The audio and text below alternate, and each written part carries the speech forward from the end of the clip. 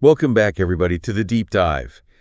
Today we're going to get into something I think pretty fascinating. Yeah. It's called spiral dynamics. Have you heard this? I have heard of spiral dynamics. Okay, cool. So spiral dynamics basically is like a framework for understanding how humans evolve, not just physically, but mentally and even culturally. Right. And so it's this idea that there's like a predictable path of how our minds evolve. And by understanding this, we can unlock greater potential. I mean, that's a pretty powerful concept right there. It's fascinating. What's fascinating about spiral dynamics is it gives us this roadmap, a spiral of how our thinking changes as we face new challenges and as we solve problems. So it's not just a straight line. That's right. We're actually spiraling upwards through different levels of consciousness. Exactly. Okay, I'm already intrigued. So let's talk about the practical value here. Yeah. I mean, this all sounds very theoretical. But what's the point? Like, why should I care about this? Well, the value is huge. It's not just theoretical. By understanding these levels, we unlock insights into personal growth, better relationships, even more effective leadership. Interesting. We start seeing why people behave the way they do, and it's not about judgment, but understanding. Okay. And then from that place of understanding, we can connect better, we can communicate better, and we can create better outcomes in the world. Okay. So we're going to dive into this spiral today and give you a really good overview. We've got a stack of research from Claire Graves, Don Beck, Christopher Cowan. These are kind of the pioneers. Yeah, the giants in the field for this concept. And they've identified 8 distinct levels, each with its own color code. That's true. Don't worry. We'll make those easy to remember for you. Yeah. But before we jump into the levels themselves, I want to get a couple of key takeaways out of the way at the beginning. So what's one of the... What's key to remember up front is that people aren't fixed at one level. Okay. We can actually shift depending on the situation. Oh, that's interesting. Someone might be at a high level in their career, but revert to a lower level when they're under extreme stress, for example. That makes a lot of sense. It's like different parts of us are kind of activated depending on what we're dealing with. Exactly. It's like different operating systems within us. I like that. Okay. So we're not fixed. We can move between these different levels. And what's another key takeaway?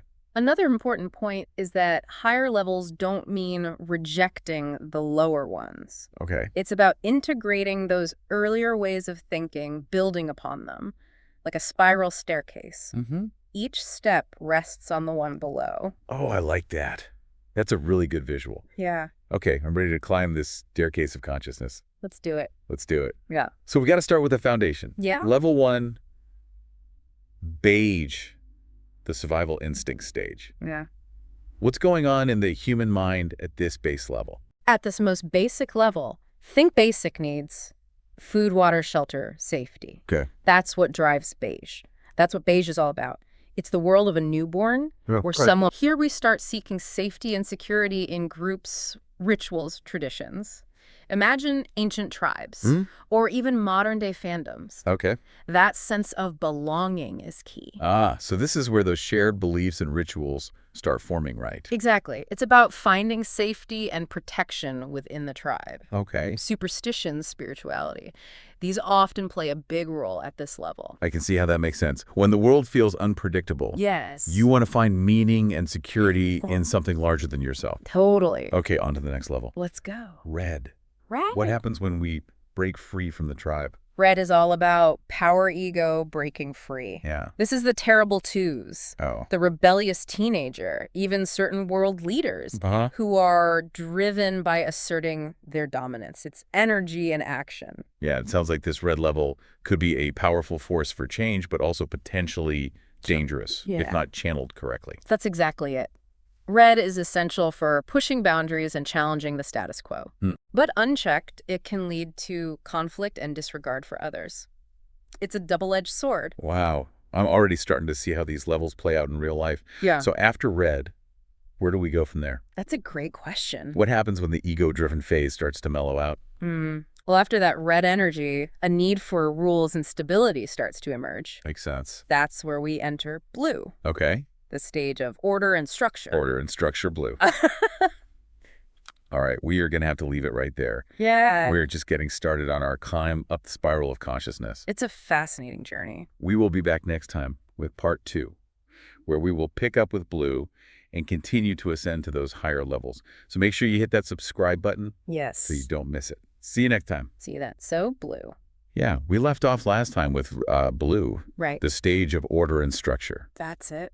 So tell me more about blue. Well, think of it as the antidote to the chaos of red. Ah, okay, Yeah. so this is where things start to calm down a bit. Exactly. I can see how after that red energy, a need for rules and stability would emerge. Right. It makes perfect sense. Go. Blue is all about establishing order, finding meaning through rules morality systems. Mm-hmm. Think about strict religions, the military, Okay. or even just the rule of law in society. Right, so it's like moving from the Wild West into a more structured civilization. Exactly. But doesn't all that structure stifle individuality? I mean, how do we grow within a system that's so rigid? That's a great question. And while blue can seem restrictive to those at earlier stages, Okay. it actually offers a different kind of freedom. Freedom from chaos, freedom from the constant struggle for power. Okay. It provides a sense of belonging within a shared set of values. I see. So it's like trading one kind of freedom for another. Exactly. Okay. So how does blue actually play out in our lives? What does it look like in action? Think about the feeling of security you get from knowing there are laws in place, or the comfort of a religious community where everyone follows a shared moral code. Or even just the simple satisfaction of a well-organized system at work. Right. So it's about finding a sense of purpose and belonging within a defined structure. Exactly. And that structure provides stability, a sense of right and wrong, Okay. and a roadmap for how to live a meaningful life. But like any level, blue has its limitations. It does. What are those? It can become too rigid, resistant to change, and sometimes even dogmatic. So that's when we see things like blind faith or following rules without questioning them. Exactly. That makes sense. So how do we evolve beyond that? What pushes us to break free from those rigid structures?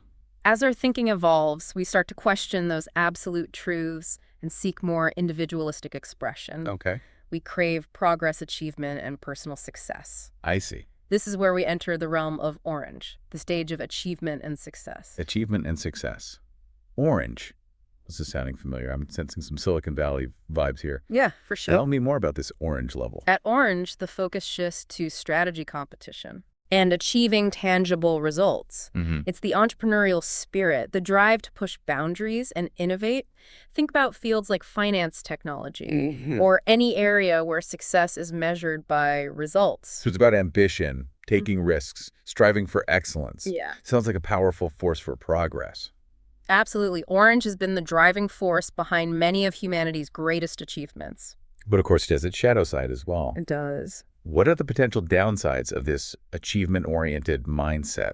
Well, at its extreme, orange can become hyper-focused on the individual, Okay. prioritizing personal gain over the collective good. Right. We see this in cutthroat competition, Yeah. the pursuit of wealth at all costs, Yeah. and sometimes a disregard for ethical considerations. It's like that saying, the ends justify the means. Yeah, It can be effective, but at what cost? exactly. So how do we move beyond that? What prompts a shift to a more balanced perspective? As individuals at Orange achieve success, Okay. they often start to feel a sense of emptiness. Material wealth and personal accolades no longer fulfill them. They start to yearn for something more meaningful, Okay. more connected to the well-being of others. Right. This is where green emerges, Okay. the stage of community and equality. Community and equality, green. Oh. So this is where we start to see a shift from me Yeah. to we. Exactly. Tell me more about this green level. What are its core values? Green is all about empathy, compassion, and a deep sense of fairness. Okay. It prioritizes relationships, harmony, and the well-being of the community as a whole. Mm-hmm.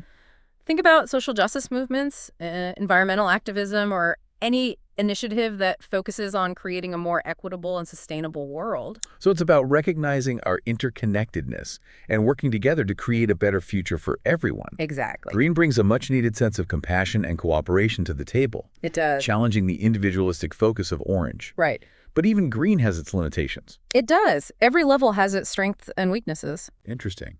It seems like every level has its strengths and weaknesses. It's true. What are some of the pitfalls of the green level? Well, green can sometimes become overly idealistic, Okay. focusing on harmony to the point of avoiding conflict or difficult conversations. It can also get caught up in dogma, becoming rigid in its beliefs and resistant to alternative perspectives. Interesting. So are we talking about like echo chambers or cancel culture? Those are examples of green gone awry. Those are perfect examples. Ah, so it's about finding that balance again between compassion and healthy boundaries, Yes, between idealism and a willingness to engage with differing viewpoints. exactly. This is fascinating. So what comes after green? Where does this journey of human consciousness lead us next? All right, so we're back and we are continuing our climb up the spiral of consciousness. That's right. We've explored the lower levels. Yes, we have. And now we're moving into some of the more complex and fascinating stages of development. Yeah. So last time we left off with green, that sense of community and working together and all that good stuff. Right. It's a powerful level and essential for creating a more compassionate world. Yeah, absolutely. Yeah. But there's more, right? Where do we go from green? Yes, there is. From green, we transition into yellow, Oh, the level of systems thinking. yellow systems thinking. Yeah. Okay, so what makes yellow so different from those previous stages? Well, yellow is where we start seeing the bigger picture. It's about understanding how systems interact, how things are interconnected. While green focuses on harmony, yellow recognizes that complexity is natural, that conflict is inevitable, and that solutions need to benefit the whole system, not just one part. So it's not about forcing harmony, Exactly. but rather understanding the dynamic interplay of all these different forces. Precisely. Okay, that sounds like a pretty advanced way of thinking. It is. Yellow is a more recent emergence in human consciousness. It's flexible, adaptable, comfortable with ambiguity. Okay. Think about someone who can see multiple perspectives, who can navigate complex problems without getting stuck in rigid ideologies. I can see how this would be crucial in our rapidly changing world. It is. The world is becoming more and more complex, and Yeah. we need ways of thinking that can keep up with that. Right. But if we're being honest, doesn't that kind of complexity sound a bit overwhelming? It can be, especially for those at earlier levels who crave certainty and clear-cut answers. Right. But for those at yellow, complexity is exciting.